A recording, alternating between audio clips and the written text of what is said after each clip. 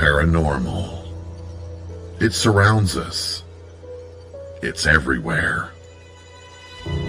Tonight, you will hear from the people who live and work within these highly active locations,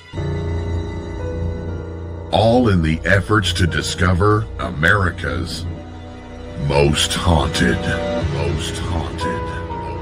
With your host, ghost hunter and author, Dan Terry.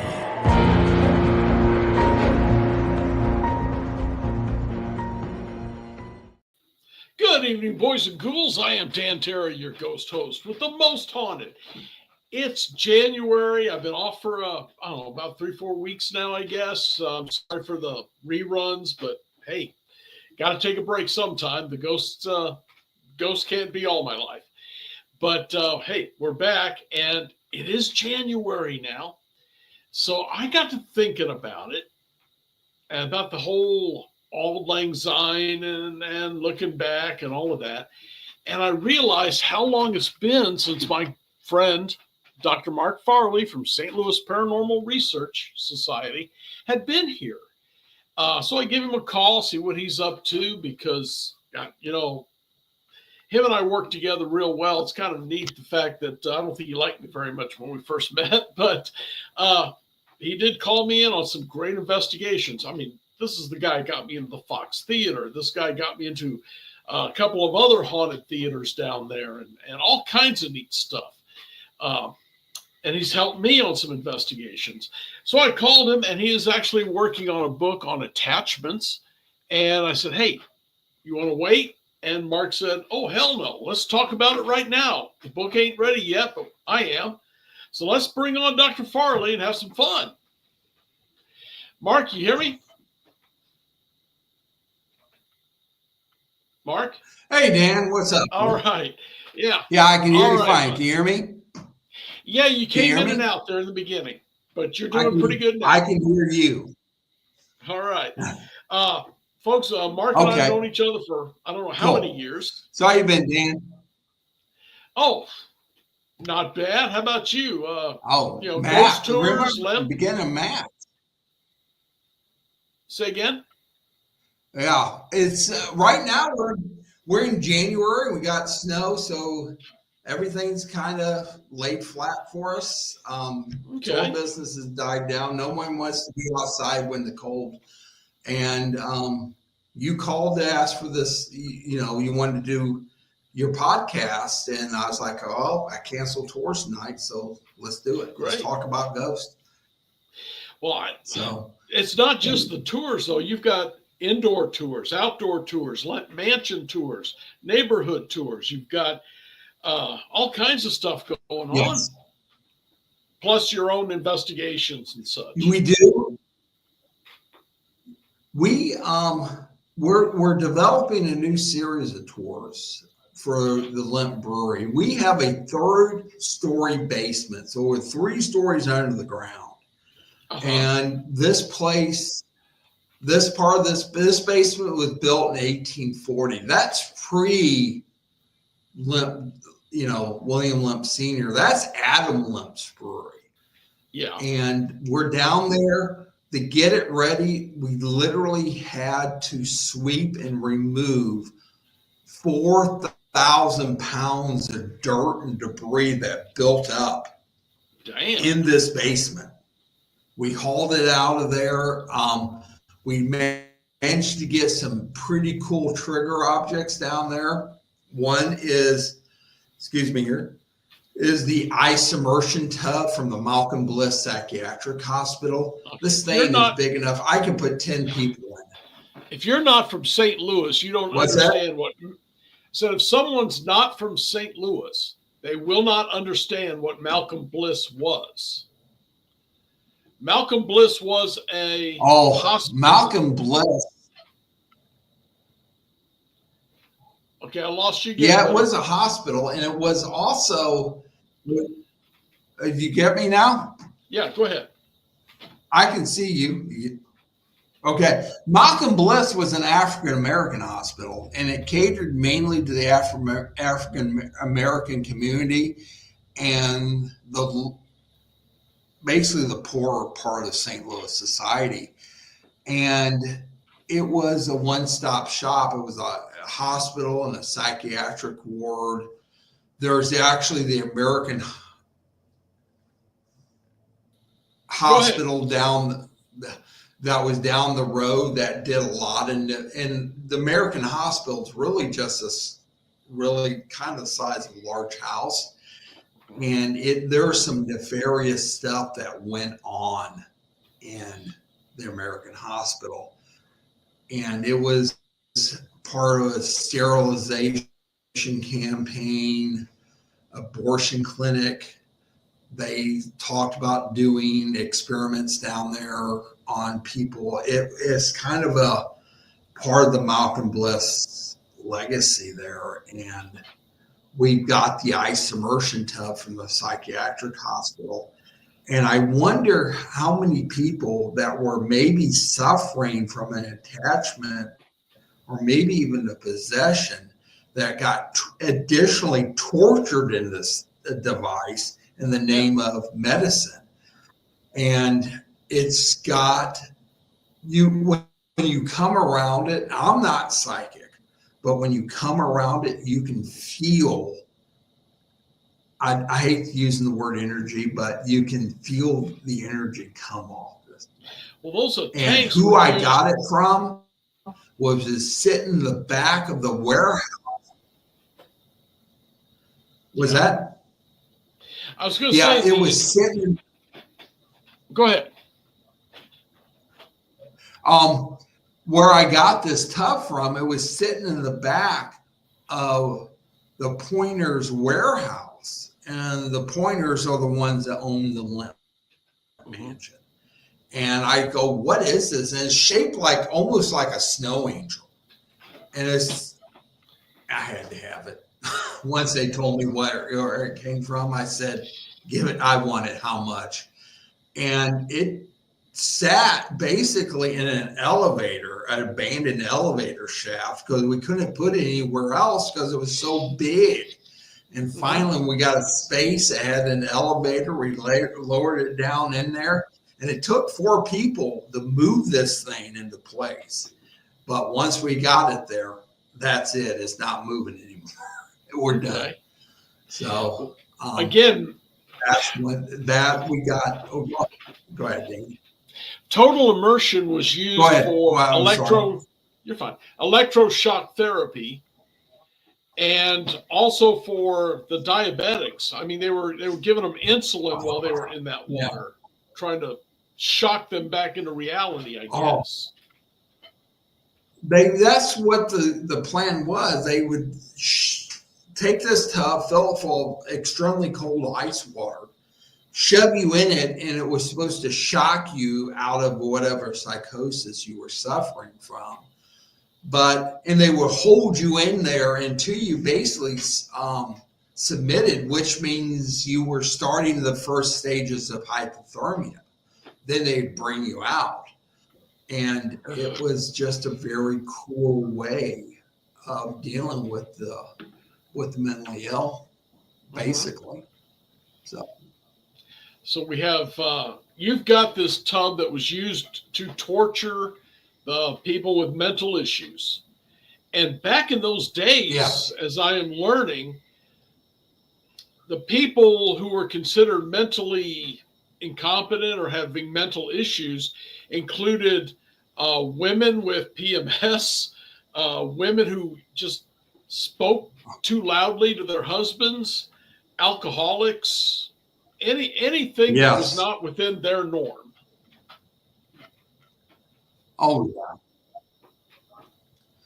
And if you think about it, too, in the early days of psychiatric medicine, most of the mentally ill got dumped off at what they call the almshouses here in Illinois and Missouri, and that was the poor farm.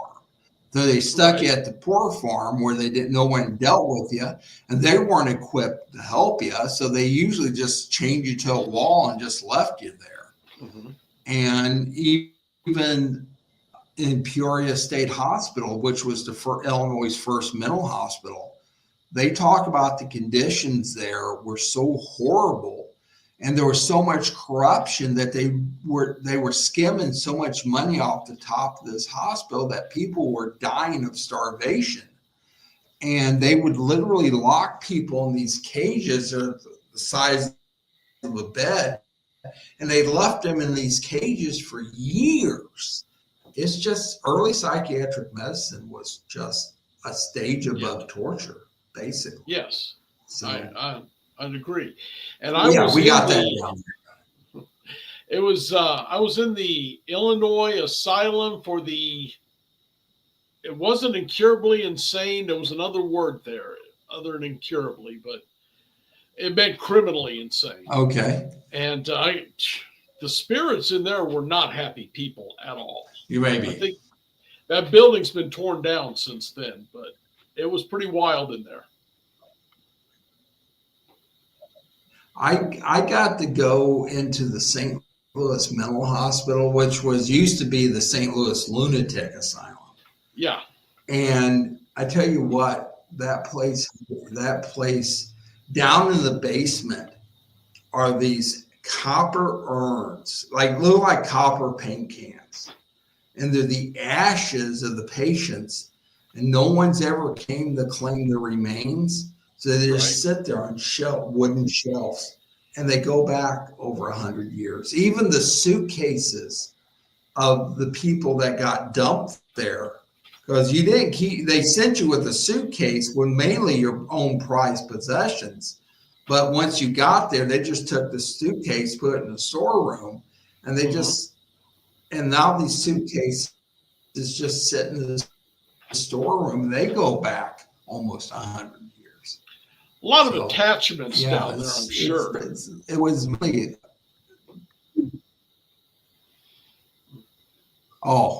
I wish I could do an investigation at that asylum. I really wish.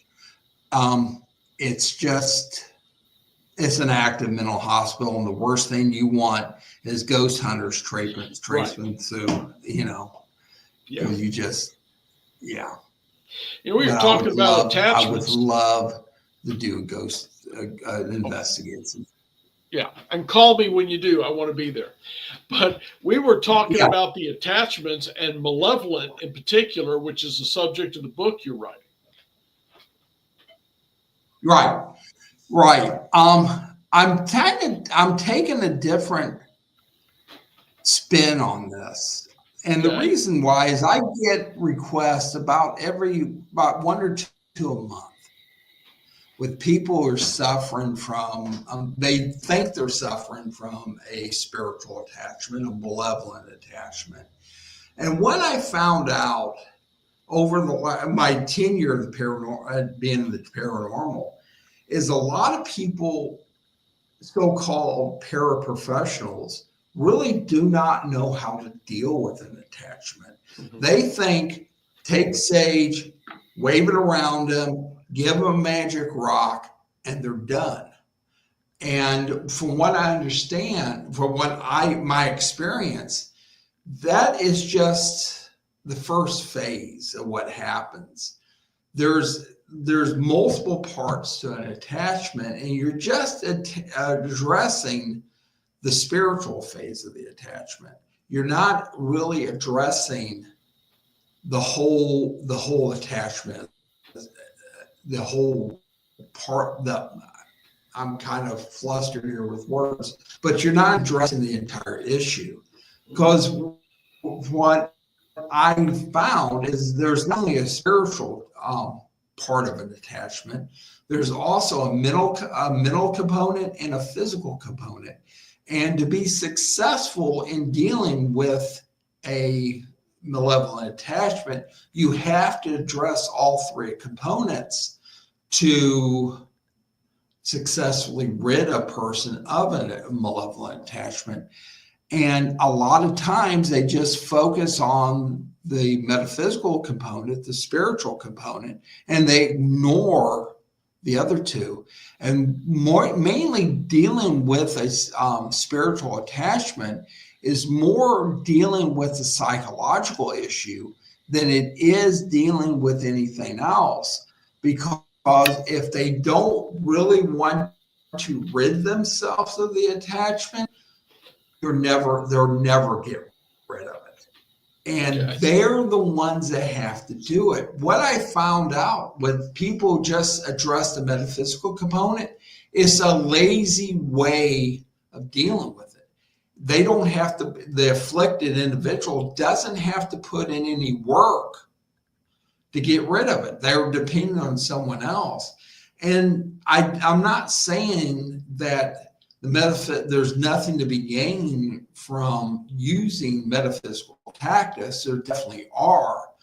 But I found that the metaphysical tactics are more of a knockdown or weakening of the attachment, not a breaking of the attachment. A true breaking of the attachment is when you address the mental and physical portion, the components of it. That's how you'll be able to break it. So, yeah. And a lot of people get themselves into these situations and they're not aware of what they did. And I address that too. So, You still with me, Dan? Yeah. I think, you dropped out there for a second, buddy. No, sometimes I put you up on the screen because you're the important one here. You're the guest. So, but how do I say this? Because we've both been in this for quite a while. When you're talking to these folks, how do you explain to them that this is their fight? You can only help them. Can you hear me, Mark? They don't. I try to. And when I usually get a hold of people, when people come to me, they've already been to several different. Yeah, I can hear you. I don't know. I'm the only one on the screen here, but when people contact me, I'm the only person. I'm not the only person they contacted. I'm usually the fourth or fifth person. Mm-hmm. And that's a defeating mindset, because they went to one person, they failed. They went to the next person, they failed. The other person yet and failed. At me. And they get really kind of aggravated with me because I have a playbook that I like to run. And I find that if I run the playbook, I'm usually pretty successful. And I'll get this, I already done that. I did that already. That doesn't work. I thought you knew what you were doing. And I have to address, I said, have you done this and this and this at the same time? Have you only done this? And a lot of people, again, I'm going back to that spiritual metaphysical component of an attachment, they stop there. They stop there. They wave the sage, they give them a rock, and that only weakens it. Now, you have to weaken something before you can break something. But if you just stop there, it makes it worse, because now the second time you try the same tactics again, they're not as effective because they already got the mindset that it doesn't work. They already get this defeatist attitude that I'm never going to get rid of it. This isn't going to work. And they think the people that want a psychic just to banish it is not, they're lazy, because breaking a malevolent attachment the first time is a lot of work. Yes. And it's more of a mental exercise and a physical exercise and a spiritual exercise. And I'll get these people that call me and this sends up the big red flag. I've been dealing with this all my life, or I've been dealing with the paranormal all my life. I'm like, if you've been dealing with the paranormal for 30, 40, 50 years, how do you not know how to deal with something like this, Mm-hmm. because I've had attachments. I mean, I do Ouija seances by myself. I've come home. I've known, shortly thereafter something's not right. But since I know how to deal with it, it doesn't stick, so to speak. Sure. So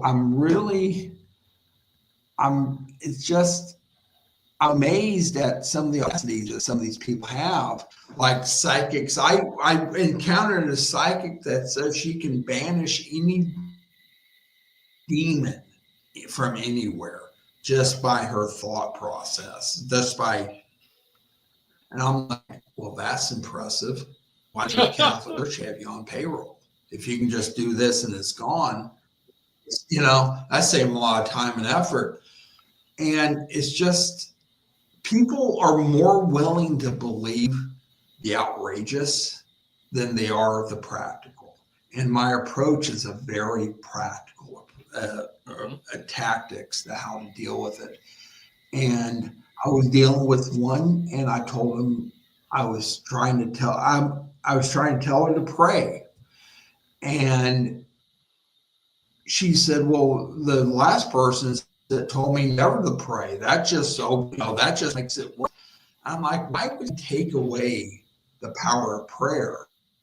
Yeah. That's a very powerful tool to have in your arsenal if you're dealing with a malevolent attachment. Anywhere, anytime, by yourself.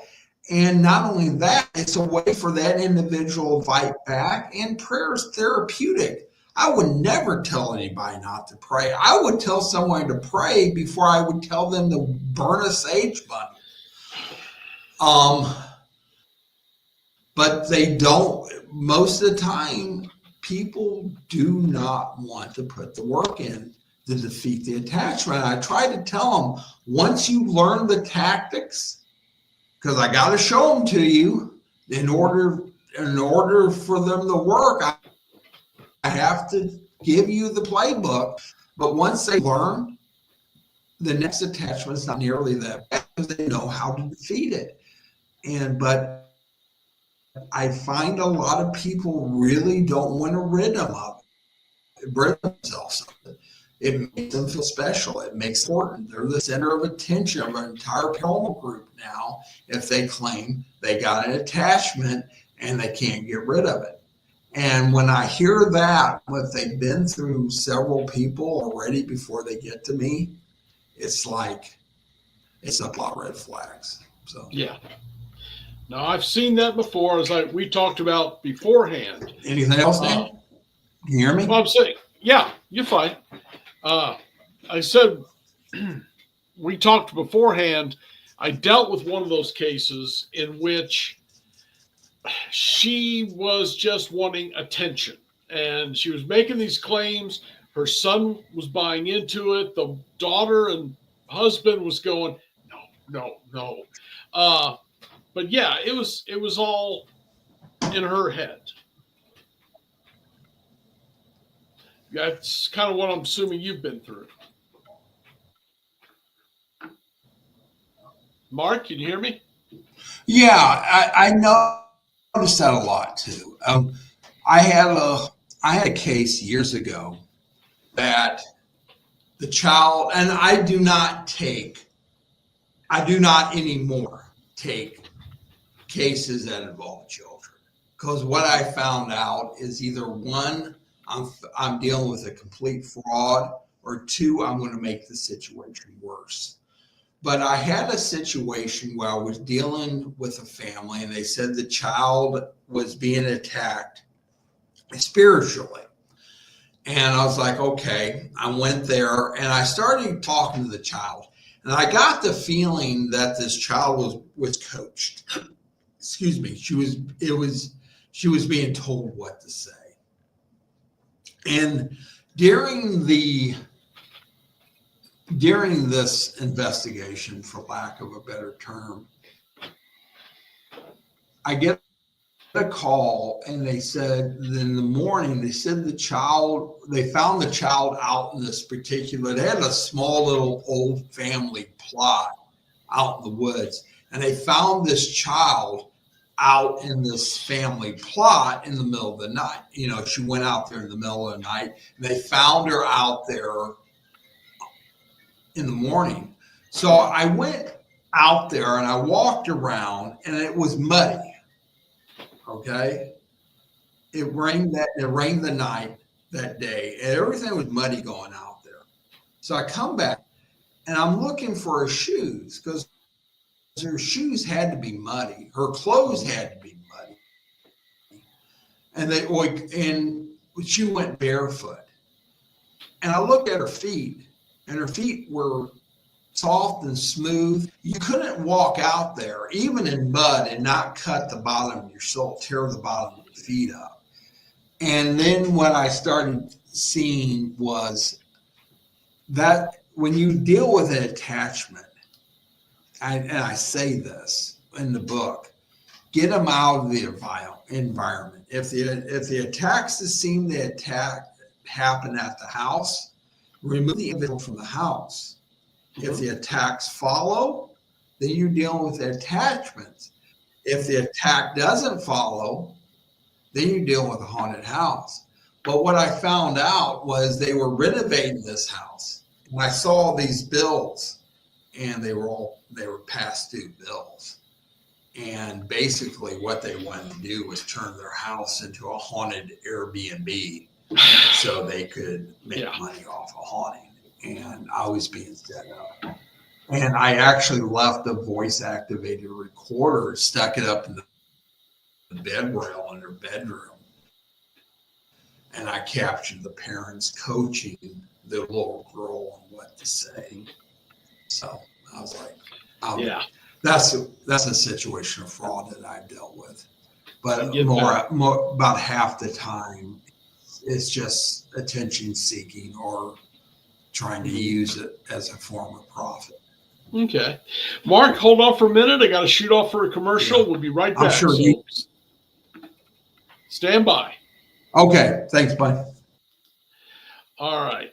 So Mark Farley with the St. Louis Paranormal Research Society, seeaghost.com. I'm wearing the shirt, so just to let you all know. And there's some more we're going to be chatting with him about. Again, known him for years, worked together in a lot of neat places. But before we start that, there's a couple things I want you all to see. So check this. The UNX Network classes and workshops are enrolling now for 2025. If you're interested in psychic protection, chakra balancing, dowsing, or perhaps healing with sound and music, visit unxnetwork.com to see our complete series of live and on-demand classes and workshops hosted by the one and only Margie K. For example, in January 2025, you could spend 4 Saturdays with Margie for her exclusive live remote viewing workshop. Margie K is one of the most accomplished remote viewers in the world, and she will share her secrets and totally unique methods in this course. Some courses are open now. Seating is limited for these live courses, so register now at unxnetwork.com. UNX members use promo code XMEM for an additional 15% discount.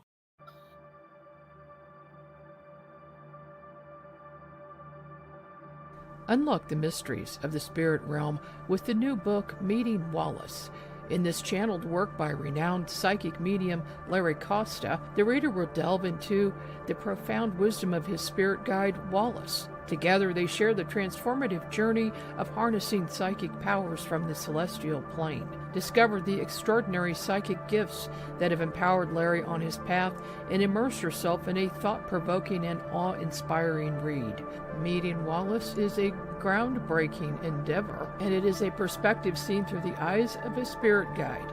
Discover the wisdom of the spirit realm alongside actual photographs of ghosts and spirit guides. Get the book Meeting Wallace by Larry Costa at Amazon.com.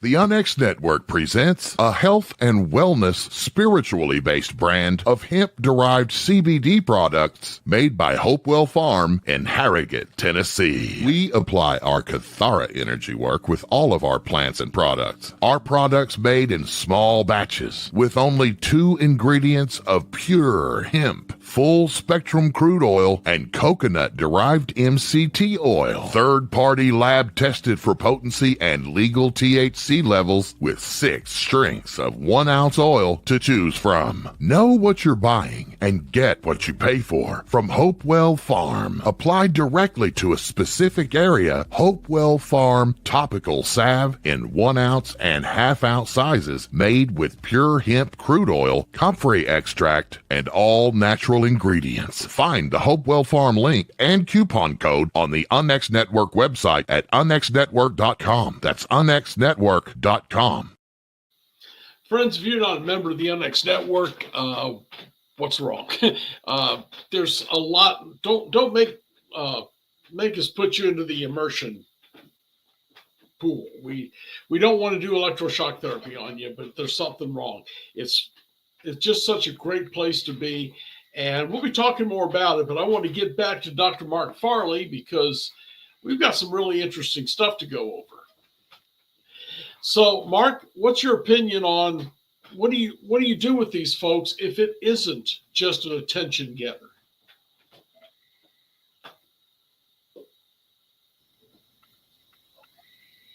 Did you get that?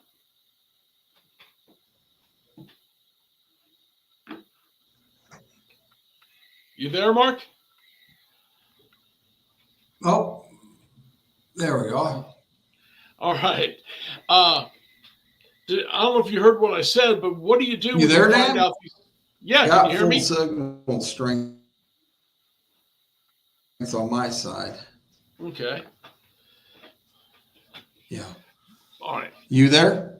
Yes. Yeah. You can't see me? Okay. You all see me, right? I'm here. Okay. Yeah, I can see it good. All right. Yeah. Question is, what do you do with these folks when you find out it's not a game, it's not a fake? Well, when you're in that situation, what I am, and the best way I can describe it, I'm a coach. Okay. Coaches don't win games. Players win games. Coaches don't score goals, touchdowns, or home runs. Only players can do that. Mm-hmm. So it's they have to do the work. I'm there to instruct them, to advise them, to help them, to explain to them what is going on. I'm there to provide a strategy to rid them of this. Okay. Right. But they have to do the work. There's no magic one bullet that's going to rid them of this. It's a series of weakening the attachment, and you do it step by step by step by step until you finally break it. The ultimate victory is once they realize how to do it, they're not susceptible to it again. They realize, okay, what do I need to do? And it's all based on fear. A lot of people, fear, anger, anxiety, hate. Those are very powerful emotions for an individual to deal with. And that is what most malevolent attachments or spirits will try to invoke. It's the easiest to invoke, and they're some of the strongest to invoke. So first they have to learn that and accept that is why the spirit is doing what it's doing. It's doing it to invoke a reaction, an emotional reaction from which it can feed from. Once they come to terms with that, the battle is basically 2/3 done. So we'll start out with a couple things. We'll start out with metaphysical tactics, sage. We're trying to give them a safe haven to a safe haven or a clear area. We're trying to cleanse their house and make it as neutral as possible. And when you're dealing with an attachment, you almost have to learn to cleanse your house daily. The second thing is, but the problem is, if I cleanse their house, I haven't gotten rid of the attachment, because when they come in and go in the attachment, it's them. It's attached to them. They're bringing it back in their house. But having a neutral, cleansed space does help. Two, I'll start with prayer. If they're a religious person, start with prayer. There's nothing wrong with seeking help from a priest, a reverend, a rabbi, whoever their spiritual advisor is. Mm-hmm. I would advise them to talk to them. I would advise them to prayer. I tell them, go to church. Also, if they're dealing with an reclusive, they want to hide away from everybody. That's the wrong thing to do, because it gets you alone and it makes you more susceptible to attacks. Get you around your friends, your family, because you're braver in number.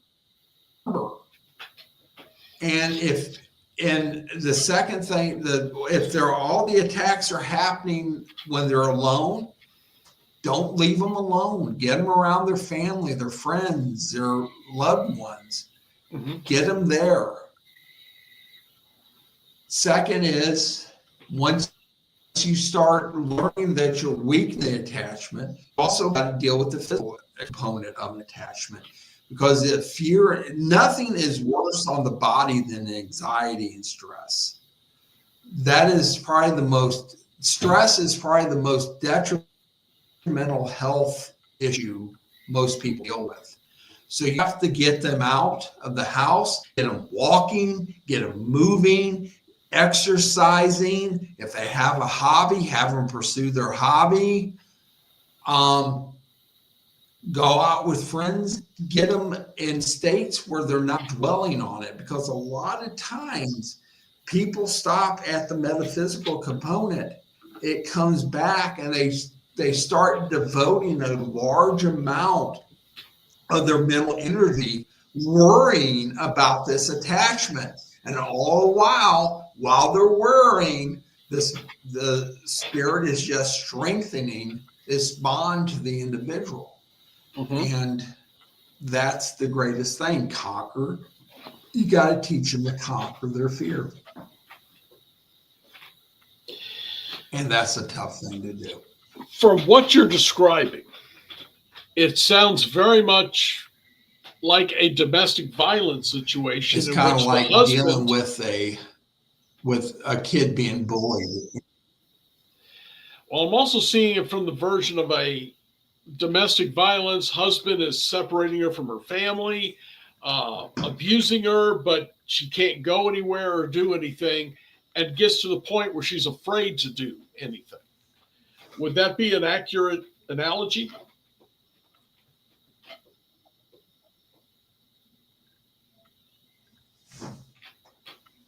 Did you get that? Mark, did you get that? No, I didn't. You're breaking up on me. Okay. I was drawing a parallel to... You're breaking up on me. All right.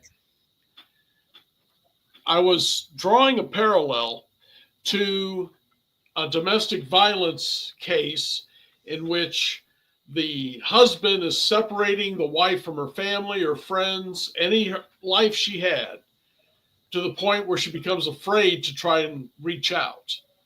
Would that be a similar situation? Yeah. Yeah, okay. You're talking,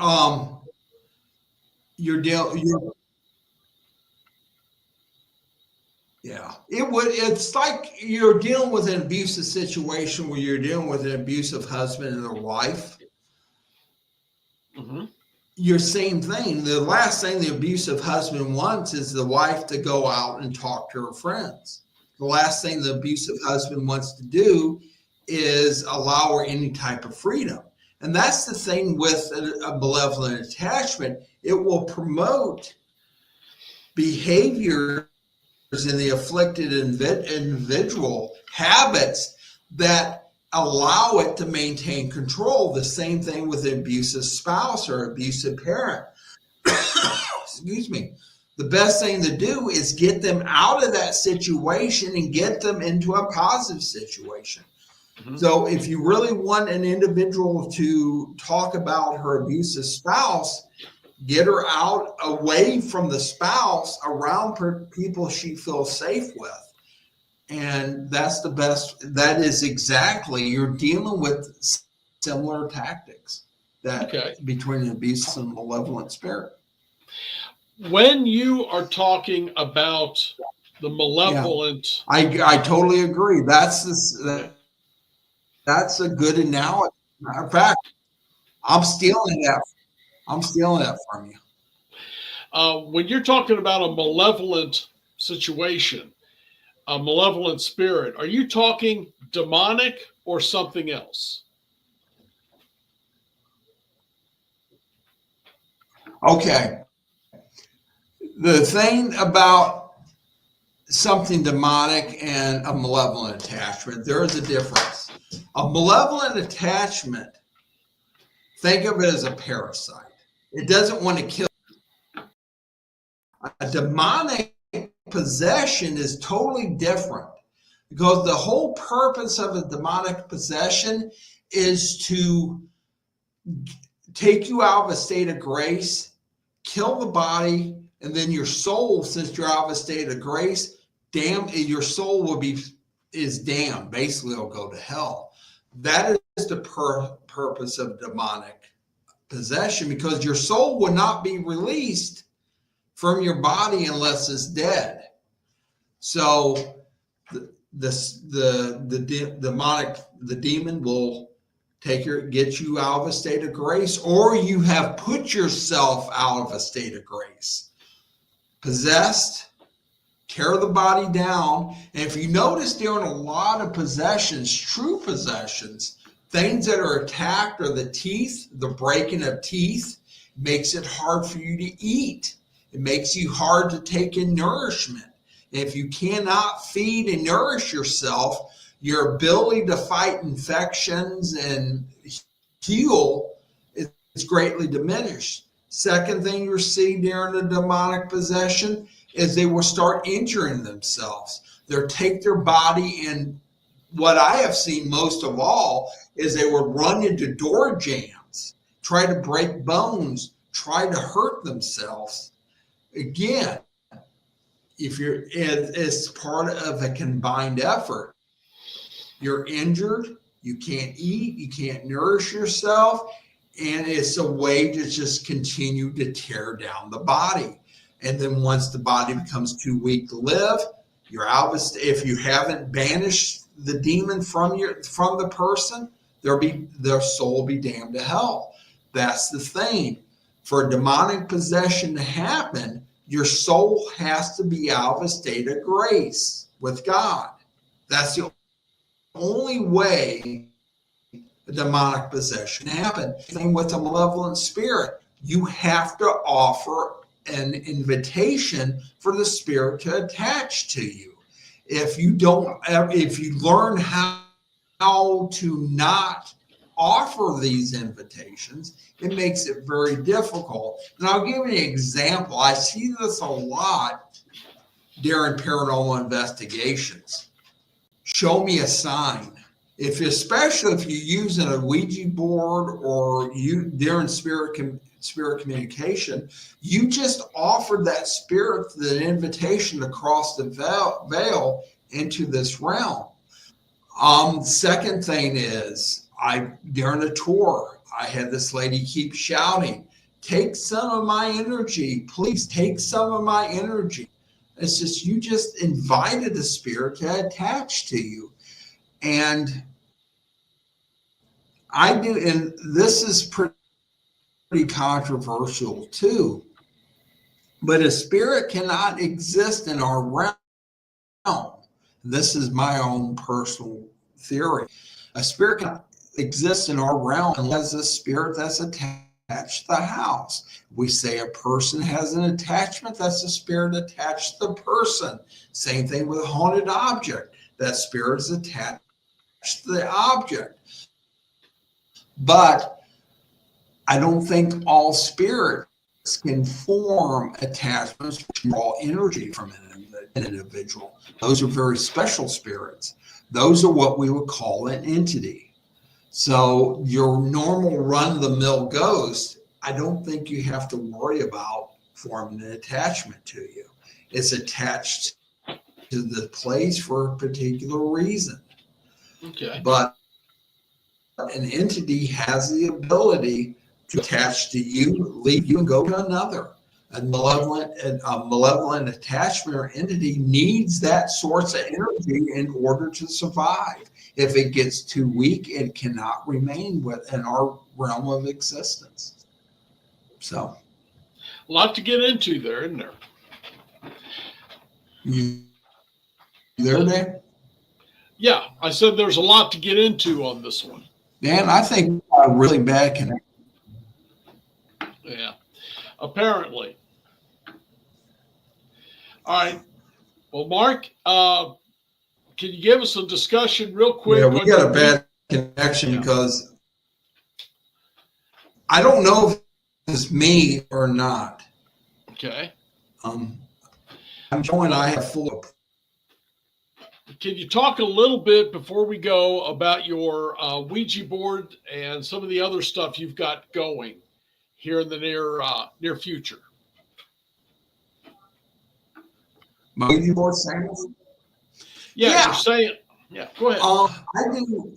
We have a room in our office in my office that's just a seance parlor, and it's Ouija boards.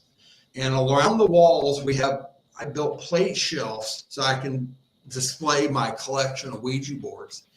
And once or twice a month, I do invite the public in, and we do a 2-hour Ouija board seance. And what we normally get during these seances is family members.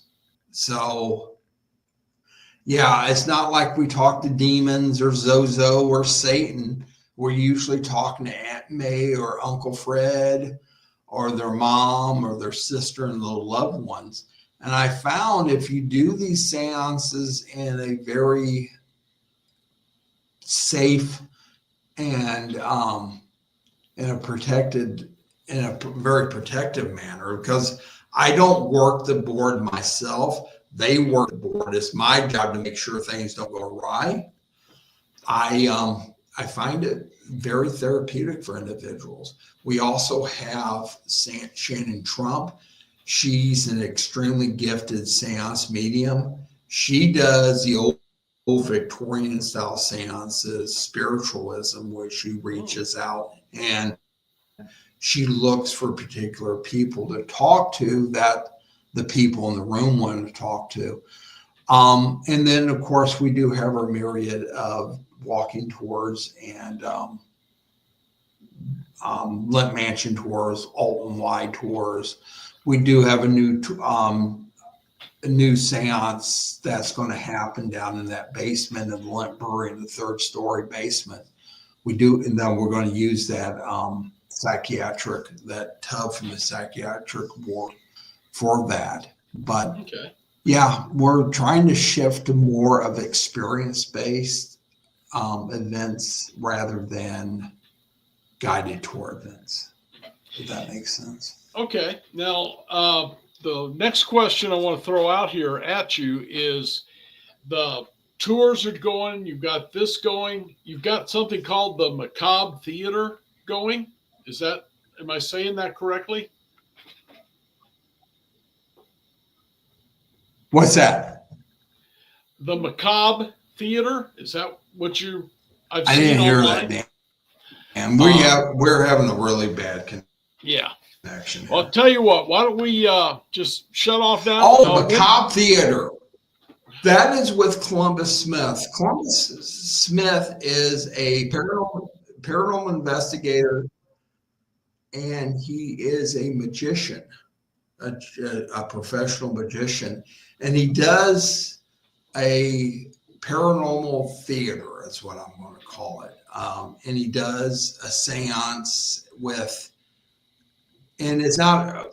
It's a performance, a paranormal performance, and he goes through and he tells ghost stories, and he illustrates these ghost stories with magic, and he does a seance, and he uses magic during the seance. So it's a really cool theatrical performance, and it's about an hour long, and he goes through and he creeps you out, and sometimes you're laughing, sometimes you're saying, oh no, that had to be real, that wasn't a magic trick, that had to be real. And you can see it when they say that to him, he gets this little grin on his face. But it's a theatrical performance. So, okay. But he's really good and really entertaining.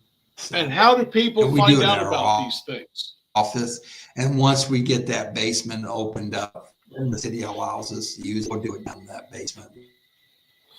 And how can folks find out about this stuff? So okay, all right. Yeah, go ahead. You can find out about us from seeaghost.com. Go to our website. All our events are listed on our homepage. Just click, and you can go to any event that we got listed, and that's seeaghost, like you seeaghost.com. All right, Mark. Thanks for coming on tonight. I'll give you a call here in a couple of days when the weather gets a little better and we can talk. All right. I'll catch up with you shortly. Yeah. Okay. Yeah. Let's drop out and talk in a second here. I do want to ask a question also. You got it. Talk to you in a minute. Thank you. We did have some major snowstorm here in North Carolina. I know we've got one down in Missouri, so apparently it's messing up with our reaching each other.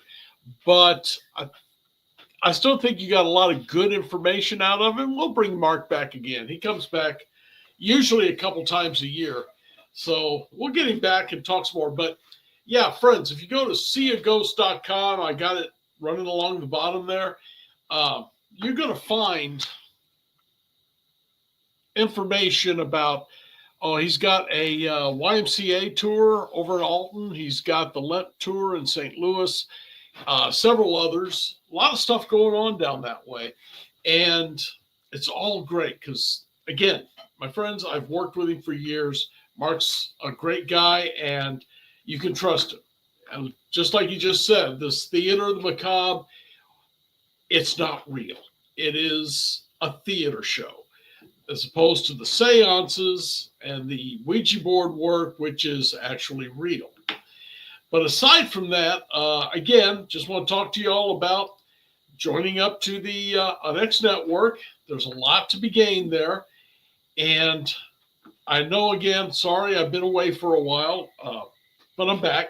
And hopefully we'll get a few more guests going. I'm a little concerned. I'm not getting the responses at all, any kind of responses from a lot of folks. So hope I can get some good guests coming up. If not, we'll get Mark and Tim and a few of the others who've been here multiple times back, and we'll have us a good time anyway.